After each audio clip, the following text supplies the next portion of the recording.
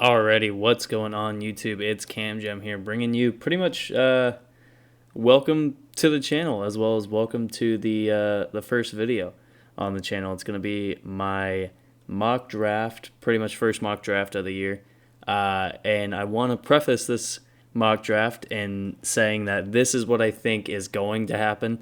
This isn't necessarily what I would do if I were the GM of all 32, or I guess not all 32 teams in the first round, but you know what I mean.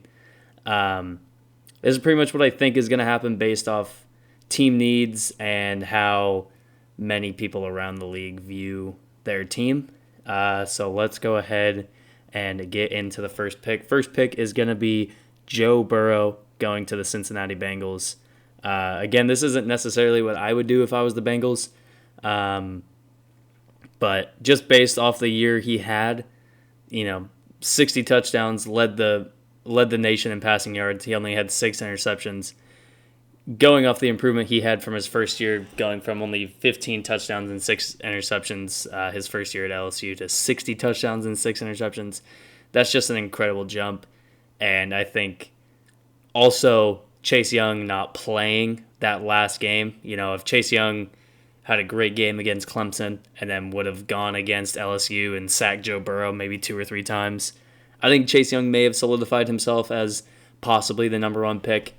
But Joe Burrow, just what he did to Clemson, what he did to Oklahoma in the playoffs, and what he did against his biggest competition like Alabama and teams like that, what he did against those guys, it solidified his spot as the number 1 pick.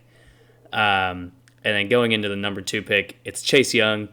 There's really 1 and 2 are probably easily, you could Sharpie in those picks.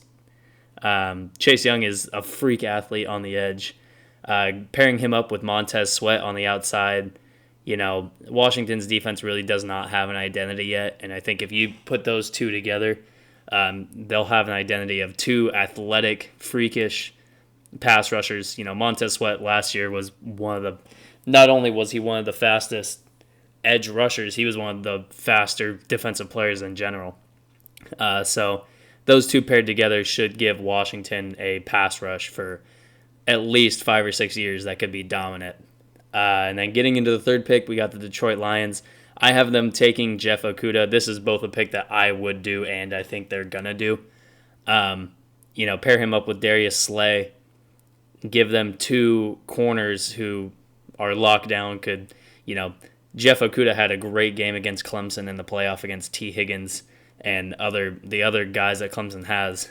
He had a very solid game against Clemson. Had a great year in general, and he's just one of those Ohio State cornerbacks and defensive backs in general that just play solid all year, have great technique, have great instincts, and I think he also is going to be close to being Sharpied in as the number 3 pick as well to Detroit.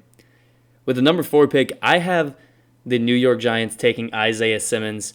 I have Isaiah Simmons I also have him as a top 3 prospect. I think Isaiah Simmons as a linebacker and as a safety, he almost fixes both problems that New York has on the defensive side. They have Jabril Peppers, but they really don't have that other safety that can play over the top and can be rangy. And they also don't have a linebacker that can, tackle well, play in coverage, play in space. I don't know if many people realize Isaiah Simmons is 6'4", 240.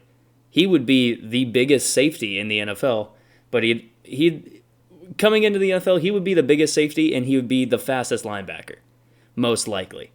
I don't think that kind of prospect can be.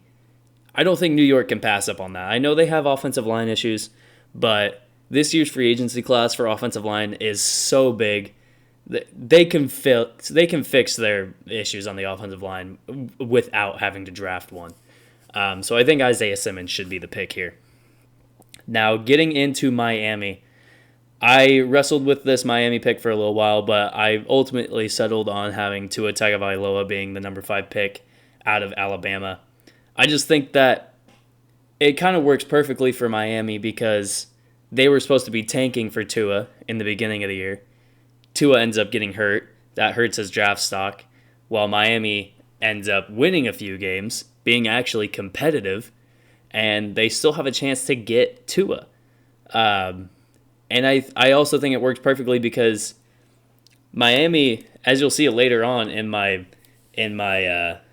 mock, I have some guys that could take a year to develop, and while Tua's mending and getting his hip right and getting everything right, I don't think he would play the first season. I don't think they should play him at all. Bring back Ryan Fitzpatrick for one more year, have him, have Miami be competitive, and then Tua will come back his second year and be as healthy as possible, get as many weapons around him as possible, and build up the offensive line as best as possible so that when he comes back, he won't have to deal with these issues again because he's had 3 lower leg or lower body injuries, both to his hip. He had ankle problems. I believe he had a knee issue as well.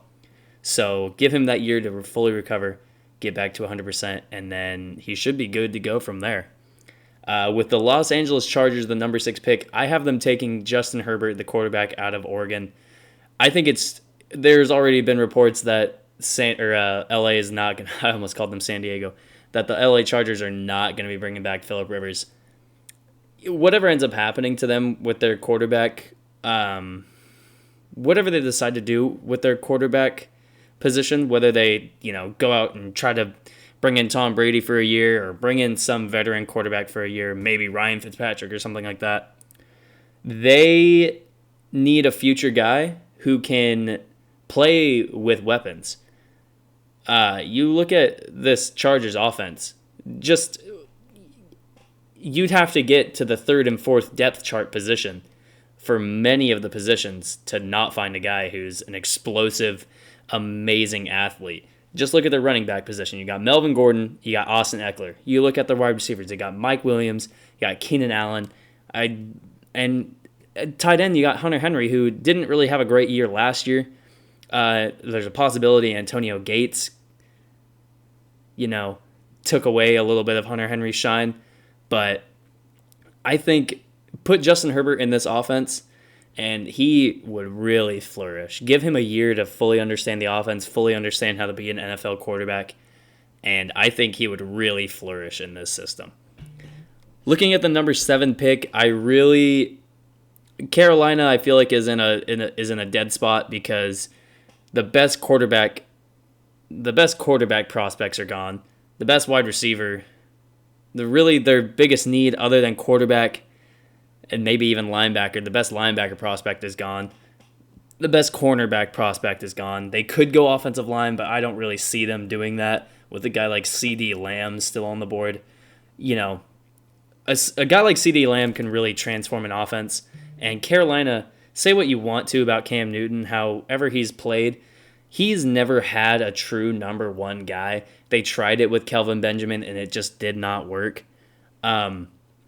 I think if you bring in a guy like CeeDee Lamb, I know many people are saying that Jerry Jeudy is their number 1 wide receiver prospect, but I think CeeDee Lamb is number 1 to me. A guy who can make catches over the top and can finish catches after he catches it, he can finish on the run. So I think that kind of prospect is can't miss for Carolina. Put him, whoever the quarterback is for Carolina, whether it's Cam Newton, whether it's Kyle Allen, whether it's Will Grier, whether it's someone that they pick up in free agency, whoever it ends up being, pair CeeDee Lamb up. You got Curtis Samuel, Christian McCaffrey. You got a couple solid tight ends. I think that would be the best possible pick that Carolina can make. Getting into the 8th overall pick with the Arizona Cardinals, I have them taking Andrew Thomas, the offensive tackle out of Georgia. Kyler Murray had a great year for Arizona. Arizona was usually competitive in most of their games. But the big problem for them that was apparent previously, before they drafted Kyler Murray over number 1 overall, was they didn't have any offensive line. They didn't have a good offensive line at all. And that was still a big problem this year, even though they brought in some free agents. But they need to make a splash on the offensive line, and I think Andrew Thomas is the guy to do that. Getting into the number 9 overall pick, I have the Jacksonville Jaguars taking Derrick Brown. I know a lot of people are high on Derrick Brown. I'm not necessarily high on defensive tackles in general. but I think Derek Brown is one of the best combinations of athleticism and power that I have ever seen from the defensive tackle position. He's a guy who can blow up the run. He's a guy that can get after the quarterback. He's an awesome prospect at defensive tackle. And Jacksonville, with the top 3 quarterbacks being gone, Jordan Love would be a very big reach here. And they still have Gardner Minshew and they still have Nick Foles. Whatever they want to get figured out between those two. I think Derek Brown, go best prospect available. Get this guy, pair him up with Calais Campbell and Josh Allen and everyone else that they have on that front 7. And I think that defensively Jacksonville could be towards the top again this year. For the Cleveland Browns at number 10 overall, I have them taking the offensive tackle out of Iowa, Tristan Wirfs. This is a guy that he probably would translate better to playing at right tackle than left tackle. He played more right tackle in college. He's a very athletic tackle, which is why I think he could move to left, but I think right side would probably be the better option for him. Even though Cleveland does need to stir up their pass protection, I think he still is the best offensive lineman available, and they have no offensive line talent really at all. So they just need to get the best offensive lineman available, build their offensive line around that. I think Tristan Wirfs is the guy. He's big, he's athletic, he's got strong hands. I think that's the best possible pick Cleveland can make. With the number 11 overall pick, I have the New York Jets taking Jerry Jeudy, wide receiver out of Alabama. Quite possibly the best route runner in college football. And I think when people say that, they don't give Jerry Jeudy enough credit when it comes to his pure catching ability and his speed. This guy he's still fast. He's not just a great route runner. He's still fast. He can still, finish catches. And Sam Darnold has not had a true number 1 option yet. Whatever you want to say about Sam Darnold, his number 1 option has been Robbie Anderson when he's healthy, or it's been Ryan Griffin, or it's been, no one that really stands out as a great wide receiver. So I think pair Jerry Jeudy up with Sam Darnold, and that should be a great combo for years to come. With the number 12 overall pick, I have the Oakland Raiders taking the cornerback out of LSU, Christian Fulton. This might be a little bit of a reach, but Oakland really needs to shore up their corner position. Trayvon Mullen had a solid year last year, but he can't be their number 1 corner. They need another guy on the outside who can, he's got some speed, he's got a little bit of size to him. He's got great playmaking ability. And with the top prospects on the wide receiver position are gone, and I don't really think that they need to reach at all. They just need to take a guy that is solid. They could go with the guy I have going next to the Colts, but I think that this is probably the best overall pick, especially the fact that they have more first-round picks this year. Just get some solid guys. Don't worry about drafting guys higher than they need to be just because they need playmakers or whatever. Just get some solid guys, keep building around, because this team still needs another year or two before they're going to be super competitive. So just get some guys that are going to be competitive and help the team grow, and it'll work out in the long haul. With the number 13 overall pick, I have the Indianapolis Colts taking Henry Ruggs III, speedster wide receiver out of Alabama. I know a lot of people have been saying that Jordan Love is the guy that they want to take here, but say what you want about Jordan Love, I don't see how a quarterback from Utah State, who his competition is not as high in his conference as whatever you want to say about Jordan Love. He's not playing against great competition, and he still did not put up good numbers. So it's kind of like the Mitchell Trubisky thing. Like, who was Mitchell Trubisky going against in college when he was at North Carolina? And he still didn't put up great numbers as a one-year standout, whatever you want to call him. Either way, this is about Henry Ruggs III. The Colts have not had a second wide receiver to T.Y. Hilton really ever. Reggie Wayne was there still for a little bit, but Henry Ruggs and T.Y. Hilton, two guys that are kind of similar in their skill sets, but Henry Ruggs, his playmaking ability inside the hashes, I think, is what is most exciting about this team, or what would be most exciting about him as a prospect. So I think if he goes to Indianapolis, give Brissett another year with a full offense, not just T.Y. Hilton and a bunch of other names, and see where he can take that. With the next pick, I have the Tampa Bay Buccaneers taking Grant Delpit, the safety out of LSU. This is another guy. He's kind of like Isaiah Simmons. He's a big safety. He's about 6'3", about 220, 230, I believe. But he still has incredible range. He can, run sideline to sideline. And he had a little bit of trouble earlier in the year. He had an ankle issue that was bothering him until about, I want to say, maybe week 7 or 8. But once that issue cleared up, his tackling problems went away. He was still the amazing over-the-top safety that we saw him as. And Tampa Bay needs to rework their secondary. They fixed kind of their run. They had the number 1 run defense in the NFL. So I think at this point, if they are able to shore up their back end in their secondary, then it will do wonders for them. Tampa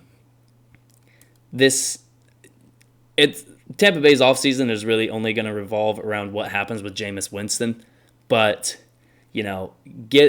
shore up their secondary, get as many playmakers as possible in the secondary, and see where it takes you. Because their run defense, with Devin White, Sue, Vita Vea, Shaquille Barrett, whatever they want to do with Shaquille Barrett, they have a defense that if they transform if their secondary goes from a bottom 12 pass defense into just a top 15, then they could be a playoff team. They could be a 10, 11 win team. And with the shift that's happening in the NFC South, whether it be the Saints, whether it be the Panthers, whether it be the Falcons, Tampa Bay could win the division next year if they just play it right, play it safe, and stay true to themselves. They don't need to reach here, try to take Jordan Love, try to take some quarterback prospect or whatever. They just need to fix their true issues, and they could be at the top of their division next year. With the number 15 overall pick, I have the Denver Broncos taking T. Higgins, wide receiver out of Clemson. This is a guy that really excites me. T. Higgins really excites me. I think he's a guy that has not gotten enough love compared to some of the other wide receiver prospects. He didn't have an amazing playoff, but he was also going against probably the top two of the top secondaries in college football. He was going against my 3rd overall pick, Jeffrey Okudah, in the semifinal game, and then just look at the first-round talent that's on LSU, whether it's Delpit or whether it's Christian Fulton or whether it's the guys behind them. The guys behind them are going to be first-round picks next year. So, T. Higgins struggled a little bit in the playoffs, but I still believe that he's top 4 or 5 wide receiver prospect, and that's really what Denver needs. They have Cortland Sutton. They have a solid running back in Phillip Lindsay and a decent backup in Royce Freeman. They just need to get another wide receiver prospect, especially with them trading Emmanuel Sanders this year. Get that second guy on the outside that can really help Drew Lock flourish. If they're really behind Drew Lock, like I think they are, then they need to get another weapon for him so he can really flourish. With the number 16 overall pick, I have the Atlanta Falcons taking the edge rusher out of Iowa, AJ Epinesa. This, I think, is a really safe pick for Atlanta. They're losing Vic Beasley. They're most likely going to lose Vic Beasley. So get a guy that can kind of replace him. And he's not going to be a guy that's going to get 15-plus sacks in a year. He's going to be in the 8 to 12 range for most of his career. And he's okay in the run game. But I think Atlanta just needs to keep building on the defensive side. They had another year where they were just completely ravaged with injuries. Keanu Neal went down with, I believe it was his Achilles this year that he went down with. So Atlanta just needs to keep it up, keep rebuilding the defense, keep retooling, and the offense is fine. Matt Ryan was top 5 statistically in every category. They still got Julio. Devontae Freeman had a down year, but he's still a solid running back. They traded Sanu, but they still got Calvin Ridley. they've still got a lot of weapons on the offensive side. So keep building the defense, keep building especially the pass rush to get after the quarterback, and they could gain their way back to the top of their division as well. With the number 17 overall pick, I have the Dallas Cowboys taking the defensive tackle out of South Carolina, Javon Kinlaw. In my mock, I have him falling a little bit, but just like the same thing with Derek Brown, I don't really value defensive tackles as much. And Dallas is kind of in the spot where, Dallas was, whatever you want to say about Dallas, they were top 10 statistically in every category. Pass defense, they were top 10. Run defense, I believe they were, if anything, I think run defense was top 12. And their passing offense was, I believe, second or third. And their pass offense was second or third, and run offense was maybe sixth or seventh. And that was with Ezekiel Elliott barely getting as many touches as he's used to. So they really just need to take the best player available. I could see Dallas trading back. I also could see them maybe going after another outside wide receiver, just depending on what happens with Amari Cooper. But I think Javon Kinlaw is also an amazing defensive tackle. He is athletic. He can rush the passer. He can play the run solidly. So yeah, I think best player available is what Dallas needs to target. Don't reach for anybody. Don't do whatever. Just take the best player available, and I believe that's Javon Kinlaw at this point. With the number 18 overall pick, I have the Miami Dolphins taking the safety out of Alabama, Xavier McKinney. Like I was talking about when I was talking about Tua earlier, Xavier McKinney is one of those guys that put him in, let him develop for a year, and let him become their bookmark safety on their defense. He's a hard-hitting safety. He can play pass coverage solidly. But his biggest claim to fame is his tackling and hitting ability. So let him develop for a year. Let him develop in that defense. There's a possibility that he could possibly be among a defense that has 8 to 10 new starters next year. Just because they need talent, and they don't really have much. They just have hard work. Christian Wilkins is one of the few guys that's going to come back for them next year, I believe. As well as Jerome Baker and maybe Raekwon McMillan. But Xavier McKinney, just let him get a year of development in, let him learn, their defense or whatever, and give him a year to develop, and that should be great for them. The next pick, I have the Oakland Raiders taking Laviska Shenault, the wide receiver out of Colorado, with the number 19 overall pick. This is a pick that really excites me. I don't know if a lot of people are aware of Laviska Shenault. He is a very big receiver out of Colorado. He's got solid speed. I think he's about 6'2", maybe about 200 pounds, but he is very quick. He's not one of those big receivers that can't get up and down the field. He's very fast. He's taken, bubble screens and slants 70 yards to the house. Watch his game against USC. He killed USC. And this fixes their problem without having to jump up and take a wide receiver earlier in their draft. They're able to get a great cornerback prospect in Christian Fulton and fix their wide receiver issue with Laviska Shenault. I think Oakland has the possibility of completely winning this draft without having to trade up and get into a top 10 pick. If they stand pat and just do the smart thing, they could end up with 2 top 5 positional players in the draft, and it'll completely transform both their defense and their offense. Alrighty, so with the number 20 overall pick, I have the Jacksonville Jaguars taking Trayvon Diggs, the cornerback out of Alabama. He's a very big corner. He's about 6'2", 210 pounds. He was a senior out of Alabama this year, and he was really their main guy on the defensive side. He was tasked with, playing man coverage against the number 1 receiver of the other team pretty much throughout the year.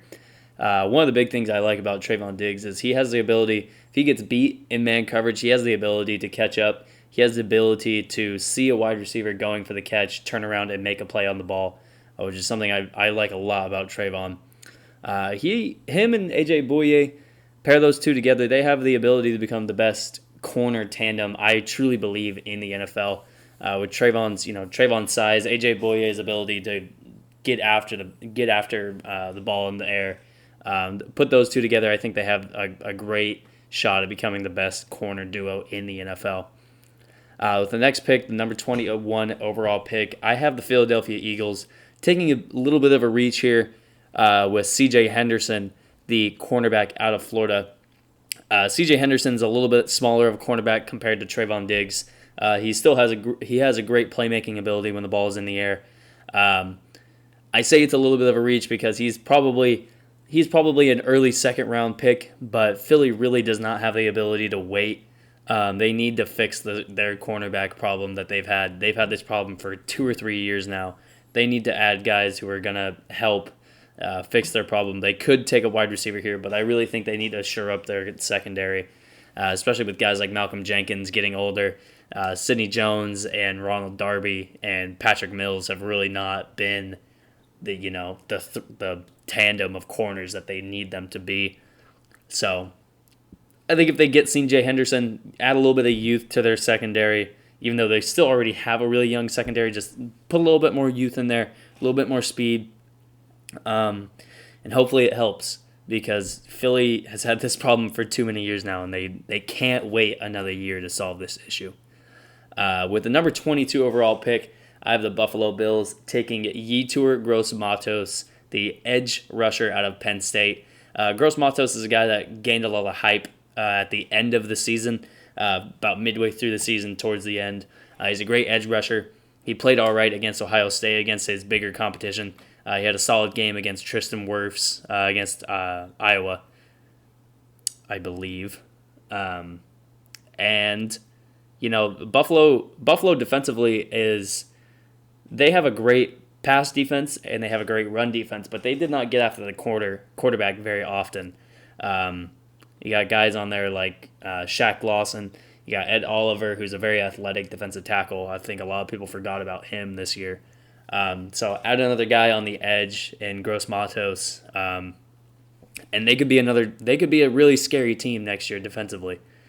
With the 23 overall pick, I have the New England Patriots taking Justin Jefferson, wide receiver out of LSU. He's a big wide receiver. He's a big outside wide receiver. He can finish catches over the top. He can take the top off of a defense. He can, work inside. This pick is really going to hinge on what happens with Brady, because if Brady leaves, then I think they're going to take whoever. They could possibly take whoever the best quarterback is available, or they could be trading up to try to get a quarterback. So this pick really hinges on what happens with Brady. But I think if Brady stays, then they need to fix the issue of outside wide receiver, because they can't have another year where they're having Julian Edelman and Mohamed Sanu and guys like that being their outside wide receivers. They need athleticism, they need speed, and they need big playability on the outside. And Justin Jefferson will add that for them. With the number 24 overall pick, I have the New Orleans Saints taking Jonathan Taylor, the running back out of Wisconsin. This is really a pick that, their offense was still elite, but I think we saw the difference that losing Mark Ingram made for this team. Not having Mark Ingram put so much pressure on Alvin Kamara to not just be an amazing receiving back. He was a great running back and a great receiving back, but it just put all the pressure on him to, pick up the load running-wise. And he's just not the running back that can do that. He can run the ball, but his main forte is catching the ball out of the backfield, being pretty much a fifth receiver without having to have 5 receivers out there. So having Jonathan Taylor, I think, would really help be a bell cow back, a guy who has speed, who can add to the pass game, but his main focus is going to be running the ball in between the tackles and, taking this offense to an even more elite level. I think Jonathan Taylor could really do that. With the number 25 overall pick, I have the Minnesota Vikings taking Kenneth Murray, the inside/outside linebacker from Oklahoma. People are very high on Kenneth Murray, but there's one thing I will say. Being on the defense that's bad, someone has to get the tackles. Someone has to be the guy that tackles, and Kenneth Murray just so happened to be that guy. I think he does have the ability to be a great linebacker, but I don't think he's I don't think he's going to really, he doesn't project to me to be a top 15, top 20 pick. I think he's going to be a late first round pick. He's very athletic. He's very big.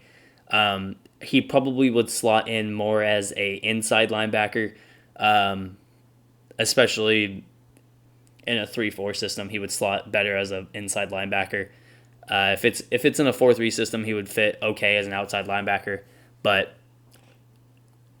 I think he would best be fit in this Minnesota defense.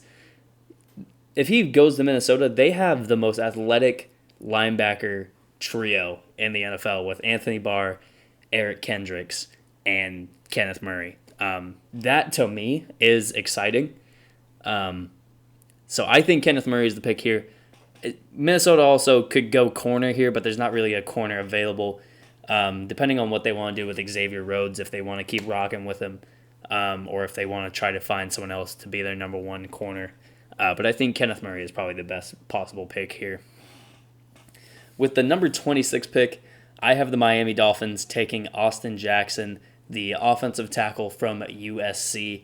He's a very athletic left tackle, which I think having an athletic offensive lineman with how the NFL is trending nowadays with athletic quarterbacks, athletic players in general, having the most athleticism possible is very necessary. And I think Austin Jackson, he's a very athletic left tackle. He's big. He's still big, but he can move in space. Give him a year to, develop while Tua Tagovailoa is still recovering from his injury, and he could possibly be a top 10 offensive lineman. I think he could be a top 10 offensive tackle this year. If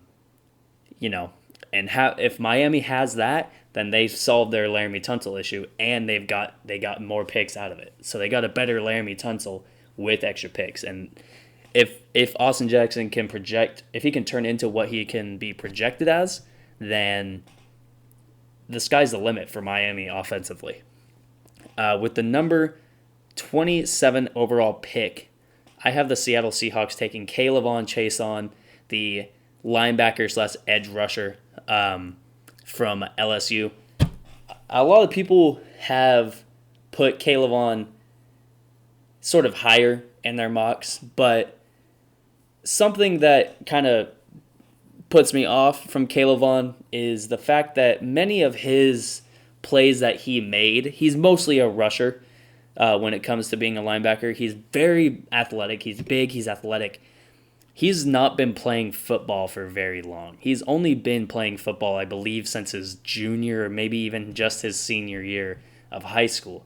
So right now, he does not project as a plug-and-play guy, but he has the most, possibly out of any edge rusher, he has possibly the most upside of any, maybe even any defensive player in this draft, which Seattle loves loves to take guys that have potential. K'Lavon could be gone by the time Seattle's on the board, but I think if he makes it this late, I think Seattle would love to take K'Lavon Chaisson.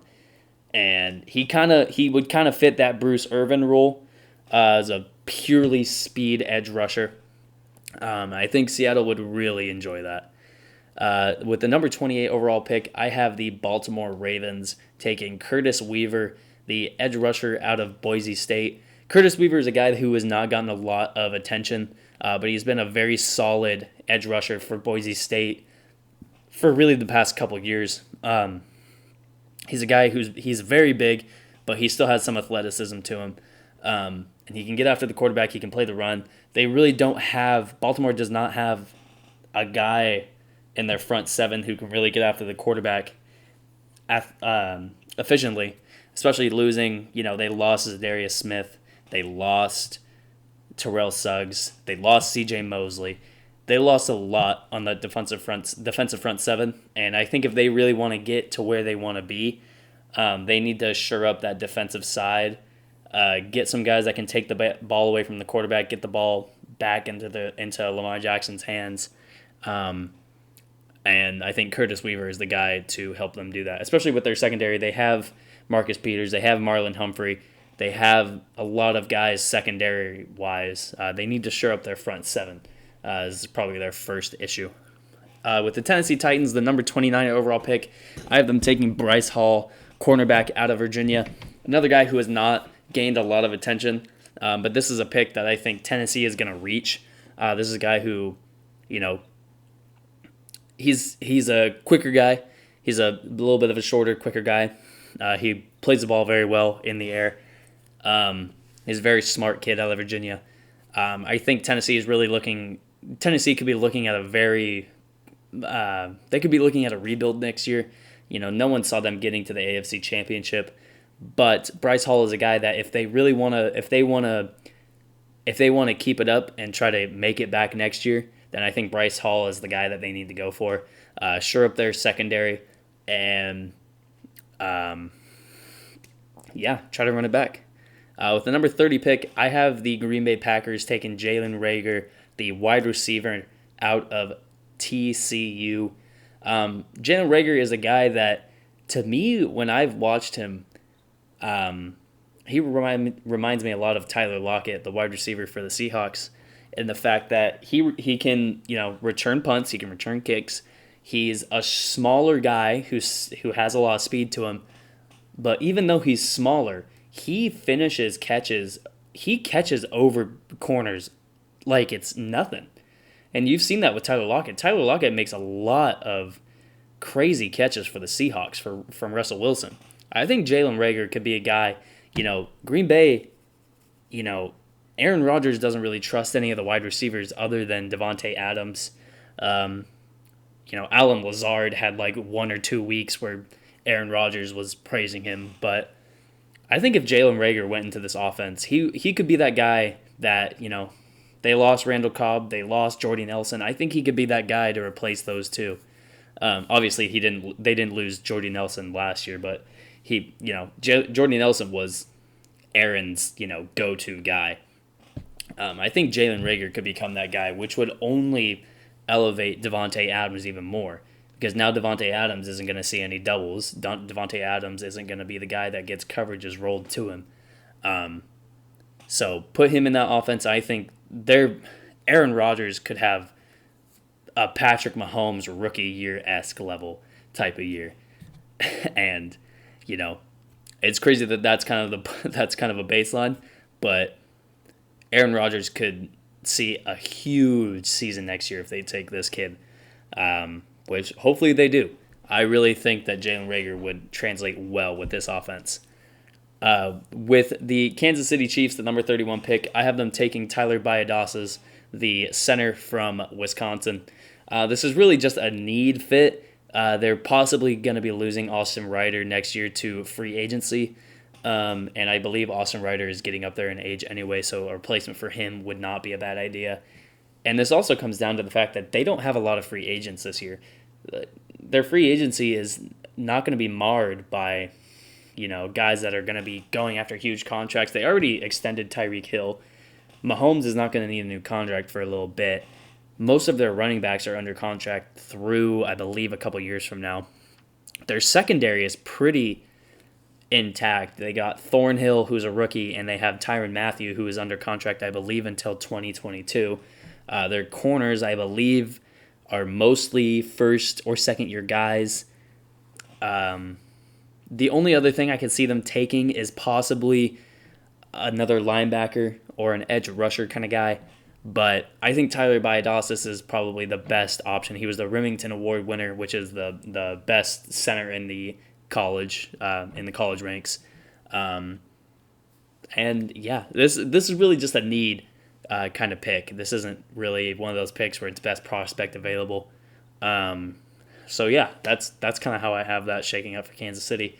When it comes to the San Francisco 49ers, the number 32 pick, I have them taking Mekhi Becton, the offensive tackle out of Louisville. This is a pick that, Joe Staley's getting up there in age. And even then, even if Joe Staley comes back next year, Joe Staley had a rough season this year when it came to injuries. He missed most of the season with, I can't remember exactly what it was that he missed most of the season with. I want to say it was a shoulder injury, but I could be completely wrong. Mekhi Becton is one of the bigger offensive linemen in the draft, and he's kind of like Austin Jackson. He's big, but he's very athletic. He played in the system at Louisville where he had to be on the move pretty much 24/7, where whether he was moving up to get run blocks or whether he was moving for pass blocking for like bubble screens or for anything like that. He was consistently on the move at Louisville, which, like I said, having athleticism as much as possible athleticism is almost unnecessary, or it's necessary in the NFL nowadays. Jimmy Garoppolo is not a guy that's going to be on the move 24/7 when it comes to San Francisco's quarterback play, but still having that kind of offensive tackle, and not only is he athletic, he's a humongous offensive tackle. I think, especially with Joe Staley having his injury concerns this year, I think that's the pick that San Francisco needs to target. And, maybe they'll trade up to try to get some sort of other weapon or whatever, but I think this is probably the best pick that could be available to them. Mekhi Becton could be gone by the time that San Francisco comes up, but I think if Mekhi Becton is available, this is the guy that they need to target in the draft. So that's going to be my first official mock draft. I'll probably try to get another one cranked out. Like I said, this is kind of the mock draft of what I think NFL teams are going to do. This isn't necessarily what I would do. So if you want to see a mock draft where I believe truly what would happen, or something that I believe would be an interesting draft to look at, is a draft where Chase Young goes number 1 overall, where someone else other than Burrow goes number 1, because that would completely change the draft if Chase Young went number 1. So if you want to see a video like that, just let me know in the comments. Make sure you subscribe and like the video. I really appreciate it.